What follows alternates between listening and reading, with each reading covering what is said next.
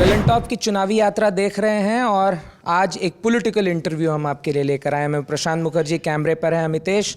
आप हमारे साथ बात करने के लिए आज हैं बीजेपी के बिष्णुपुर से सांसद और युवा मोर्चा के अध्यक्ष प्रदेश के पश्चिम बंगाल के सौमित्र खान। बहुत बहुत स्वागत। नमस्ते नमस्ते। सौमित्र जी, मेरा पहला सवाल आपसे। अमित शाह ने कल दावा किया कि बीजेपी 200 सीट पश्चिम बंगाल में जीत रही है। इसके लिए आपका एजेंडा क्या है? आपने मैनिफेस्टो लाया, आपने उसमें बहुत सारे वादे किए हैं। केंद्र में आपकी सरकार है, बहुत सारे राज्यों में आपकी सरकार है, वहाँ वो दावे कहाँ खड़े होते दिखते हैं? एक्चुअली अमित जी जब भी कोई बोलते हैं तो राजनीति का बात नहीं बोलते हैं।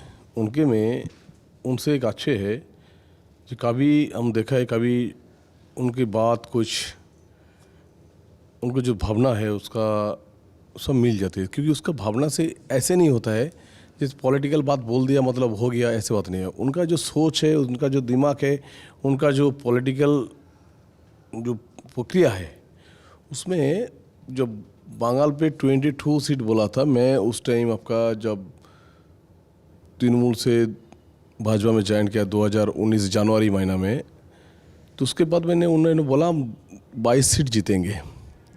सब हंस रहा था, जो भाजपा का रहा था वो भी हंस रहा था। लेकिन एक बात है, जो भाजपा का दिलीप घोष जी और बहुत सारे लीडर थे, और मुकुल राय जी था, हम लोग भी जब थे तो हम लोग सोचा जो अमित जी जब बोलते हैं तो कुछ ना कुछ तो है, तो चलो ढूंढते हैं। तो ऐसे ढूंढते ढूंढते हम लोग देखा 18 सीट मिल गया। उसके बाद एक एमपी भी आ गया, 19 हो गया, फिर 2 आ गया, 21 हो गया। हो सकता है देख लीजिएगा एक मई महीना तक हो जाएगा, 22 ही हो जाएगा। तो यही बात है, जो अमित जी जो बोल रहे हैं 200 सीट मिलेगा, तो निश्चित कर लीजिए उनका दिमाग और उनका सोच, उसका काम करने का तरीका 100% ग्रेस रूट से उसको निकलते हैं। ठीक है, अगर हम मान लेते हैं 2019 को उदाहरण लेते हैं, 2019 के लोकसभा सीटों को बीजेपी ने 18 जीती, उनको हम बंटवारा कर देते हैं, पूरे 294 सीटों में आपके प्रदर्शन का बंटवारा करते हैं, तो 121 सीटों में भाजपा को बढ़त मिली थी। यहाँ आंकड़ा 148 है और अमित जी दावा 200 कर रहे हैं। तो कहाँ नई इलाकों में आपने इनरोड्स बनाया? वो कौन से इलाके हैं जहाँ पर आप प्रदर्शन अपना बेहतर करेंगे कि आप उस आंकड़े तक पहुँच सकें? जैसे धर लीजिए आपका आरामबाग लोकसभा का अंदर 1200 वोट से हम लोग हार चुका था। वहाँ पे 34 मशीन अभी तक खुला नहीं था, वो भी सीट हम लोग जीतने वाला था, जीत गया। लेकिन वो सीट आज तक, वो भी ईवीएम मशीन आज तक ओपन नहीं हुआ, वो हाईकोर्ट में चल रहा है। तो ऐसे क्या, वहाँ पे 7 असेंबली योगदान हुआ। उसके साथ आपका बहुत सारे सीट है जो 500 वोट में हरा, कई सीट में ऐसा है, कुछ असेंबली ऐसे सीट है 2000 वोट में हरा। जैसे कोई भी असेंबली ऐसे सीट है जहाँ पे हम लोग 5000 का अंदर हम लोग देखा है 58 सीट 5000 का अंदर में हम लोग हार चुका हूँ लोकसभा सीट में। तो 58 सीट जो है, जो हम लोग 119 अब जो बोल रहे हैं, उसके साथ आप ऐड करिए 58 सीट, तो आपका हो जाएगा कम से कम 180 हो जाएगा। और इसके साथ तृणमूल कांग्रेस का विरोध, तृणमूल कांग्रेस का उसके साथ तृणमूल कांग्रेस का तोड़ना, तृणमूल कांग्रेस से शुभेंदु अधिकारी जैसे लीडर आ गया, राजीव बनर्जी आ गया, उसके साथ साथ बहुत सारे एमएलए आ गया। तो इसी कारण से एक माहौल बन जाती है। इसका माहौल कर ले अभी सिचुएशन 200 का आसपास आ रहा है। इसमें 2 सवाल हैं मेरे। सबसे पहला सवाल जो आपने कहा कि जो बागी नेता शामिल हुए हैं बीजेपी में आकर, इसको लेकर सीट बंटवारों में काफ़ी सारी दिक्कत देखने को मिली। ये मेरा पहला सवाल है। दूसरा सवाल कि विधानसभा का चुनाव है, 2019 लोकसभा चुनाव में सीपीएम कहीं नज़र नहीं आ रही थी, लेकिन इस बार सीपीएम और कांग्रेस और आईएसएफ जो एक तीसरी पार्टी नई बनी, इनका गठजोड़ भी है और ये दिख रहा है प्रचार करते हुए। देखिए, सीपीएम का कुछ वैल्यू नहीं आई बंगाल में। सीपीएम अभी अलीमुद्दीन स्टेट का अंदर ही रह गया। और कांग्रेस का जो है, कांग्रेस सिर्फ मुर्शिदाबाद में रह गया, मालदा से भी वो निकल चुका है। सिर्फ मुर्शिदाबाद में कांग्रेस रह गया और सीपीएम अलीमुद्दीन स्टेट का अंदर रह गया। अभी आने दीजिए आपका आईएसएफ। जिस दिन आपका सीपीएम आईएसएफ का जोड़ किया, कोई मौलवी का साथ जोड़ किया, उसी दिन हम लोग जीत गया। उसी दिन सीपीएम खत्म हो गया, कांग्रेस खत्म हो गया। आप बहुत बड़ी बात बोल रहे हैं, क्योंकि 2019 में जो बीजेपी का प्रदर्शन है वो एक्चुअली सीपीएम का एक बहुत बड़ा चंक ऑफ वोट ट्रांसफ़र जिम्मेदार था। आपने तृणमूल से भी वोट पाया था, लेकिन सीपीएम से भी एक बहुत बड़ा वोट पाया था। और आपने मेरे पहले सवाल को नकार दिया, उस पर भी जवाब ज़रूर। देखिए, सीपीएम पश्चिम बंगाल में 34 साल यहाँ पे पॉलिटिक्स ने किया है, सरकार में था, सत्ता में था। लेकिन एक बात बोलिए, पब्लिक चेंज करती है ना, जिसका वोट एक बार निकल जाती है ना, सीपीएम जहाँ से एक बार निकल जाते हैं उसका आना बहुत मुश्किल होता है, क्योंकि उसका आइडियोलॉजी, उसका कुछ करना, सीपीएम का भी बहुत सारे हमारा ग्रास रूट लीडर से बात होता है। मैं ग्रास रूट से ज़मीन से ज़मीन से लेके हम काम करता हूँ, तो मैंने देखा हूँ कि सीपीएम के बहुत सारे लीडर बोल रहे हैं भाई पहले तृणमूल को हटाओ, उसके बाद हम लोग बीजेपी के साथ लड़ेंगे। लेकिन क्या होता है ना, जो पहाड़ टूटता है, जो बाढ़ की पहाड़ ख़त्म हो जाता है, तो सीपीएम का ऐसे ख़त्म होके 5% 6% वोट उसको मिलेगा। ऐसे बात नहीं सीपीएम पूरा ख़त्म हो जाएगा, 5-6% मिलेगा उसको। तो क्योंकि पहले राम उसके बाद बाम, ये बात सही अब तो समझ गया।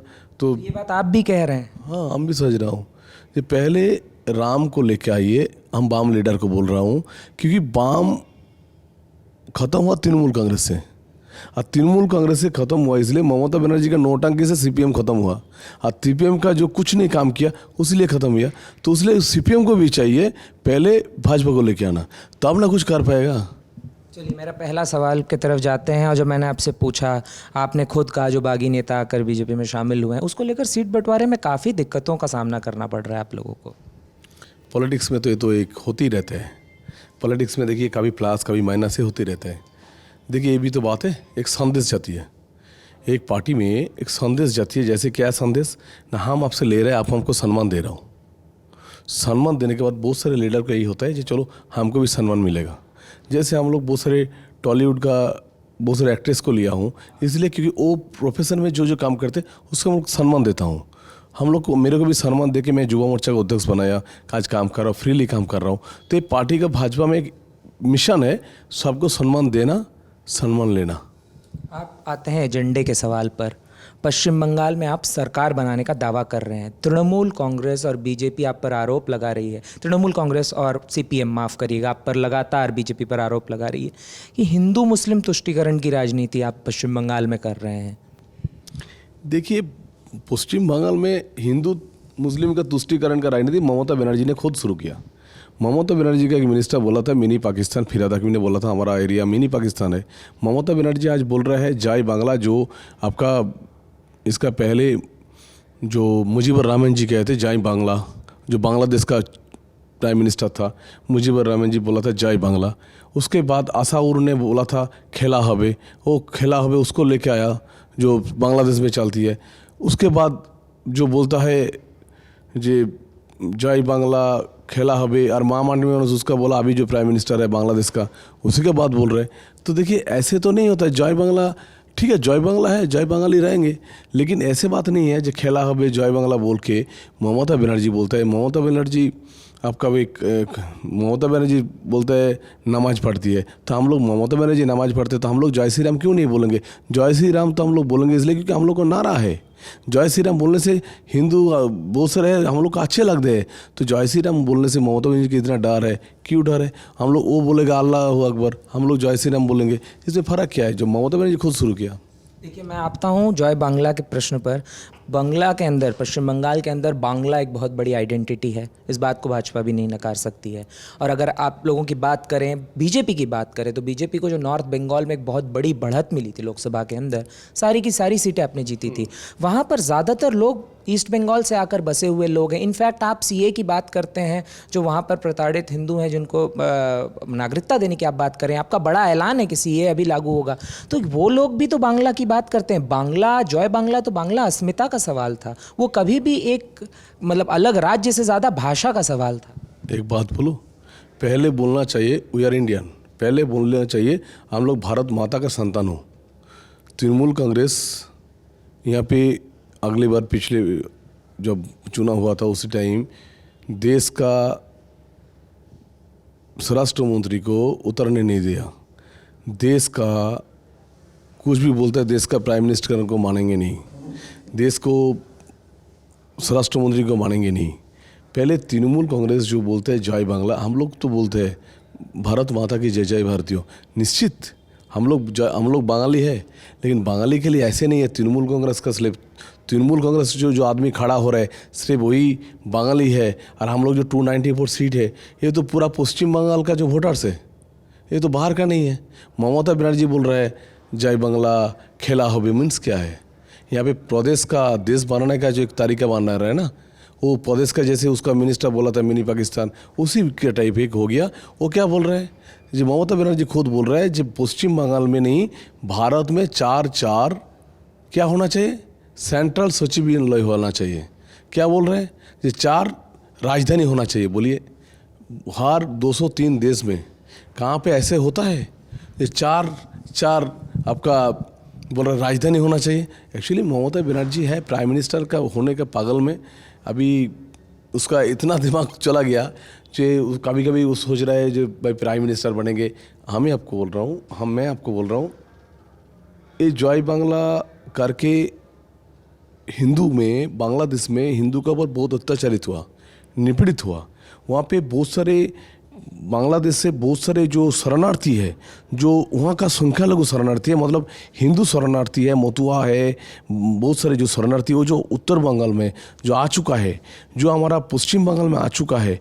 तो पहले उन लोग का हम लोग सीए का बात बोला था, जो वहाँ पे जो सिख, पाकिस्तान का सिख है, उसको लेके जो आ रहा है हम लोग उसको नागरिकता देंगे। इसलिए नागरिकता देंगे क्योंकि ममता बनर्जी आज तक उसका दलील नहीं दिया, मतलब रजिस्टर्ड होने के बाद उसको दलील नहीं मिलते हैं। अभी इंडियन रूल्स में अभी देखिए, उन लोग को पासपोर्ट बनाने के लिए 72 का पहले का ज़मीन का कागज़ चाहिए, तो पहले हुई है। उसलिए जो बात सही है, हम लोग सीए करने से उन लोग को जो भारतीय है, उन लोग भारत में है, भारतीय है 100%, मैं भी बोलेंगे भारतीय है, तो उसके लिए जो लागू है, जो उसको मानना चाहिए। चलिए सीए पे आते हैं, असम की बात करते हैं। सत्ता में हैं, दोबारा आने की कोशिश कर रहे हैं आप लोग, और दावा भी कर रहे हैं शायद आ जाएंगे, अमित शाह ने कहा भी है। वहाँ आप कह रहे हैं सीए लागू नहीं होगा, पश्चिम बंगाल में कह रहे हैं सत्ता में आते ही सीए लागू करेंगे। तो ये जो नीति है, इससे क्या निकल कर आता है? देखिए, आप एक बात बोलो, ये जो बात बाहर में चलती है वो तो नहीं है।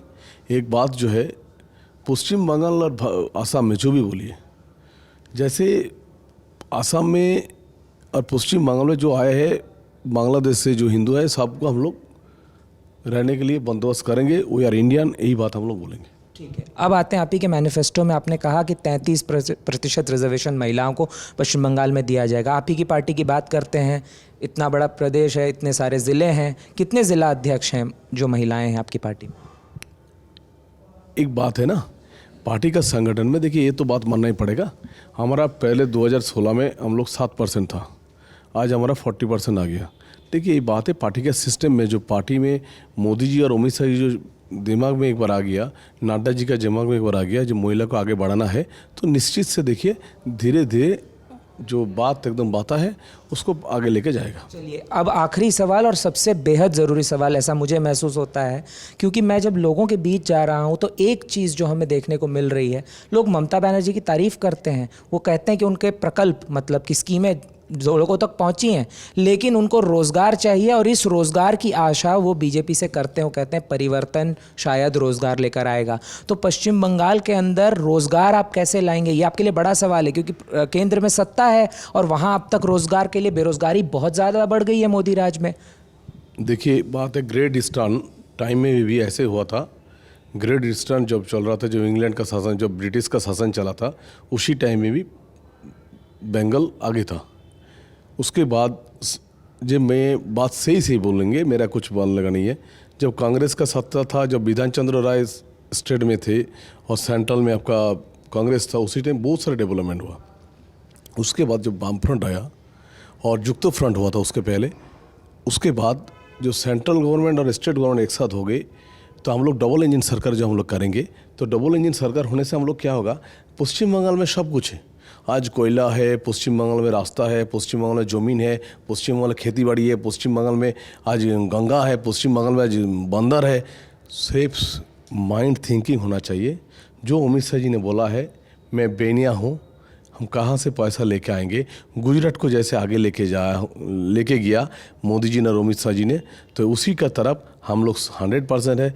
पश्चिम बंगाल को अमित शाह जी जैसे उनका आशीर्वाद चाहिए, और मोदी जी जैसे भावना चाहिए तो हम लोग निश्चित में पश्चिम बंगाल को हम लोग 1 नंबर पे लेके जाएंगे। ये हमारा दावा है, हम लोग करके रहेंगे। बहुत छोटा सा सवाल, माफ़ी चाहता हूँ, आखिरी बोला था, अगर बीजेपी सत्ता में आती है तो क्या पश्चिम बंगाल में एक युवा मुख्यमंत्री होने की संभावना है? पश्चिम बंगाल में जो भी सारे लीडर है सब जुबाई है। दिलीप दा भी जुबाई है, हमारा बाबुल सुप्रियो भी जुबा है, हमारा अनिर्बान गांगुली भी जुबा है, हमारा बहुत सारे सौमित्र खान भी युवा है। सौमित्र खान अभी प्रशिक्षण ले रहा है। हमारा जितने सारे अफार्स लीडर्स है उससे प्रशिक्षण ले रहा है। फ्यूचर में 10 साल में क्या होगा वो कोई नहीं जानते, लेकिन ये बात सही है, राजनीति में रहेंगे। भारतीय जनता पार्टी लेके काम कर रहा हूँ, बहुत बड़ा जिम्मेदारी दिया है, ये मैं बहुत संतुष्ट हूँ।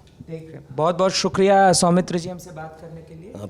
आप थे सौमित्र खान, बीजेपी बिष्णुपुर से सांसद हैं और ये खुद बीजेपी युवा मोर्चा के राज्य के अध्यक्ष भी हैं, बड़े नेता हैं बीजेपी के।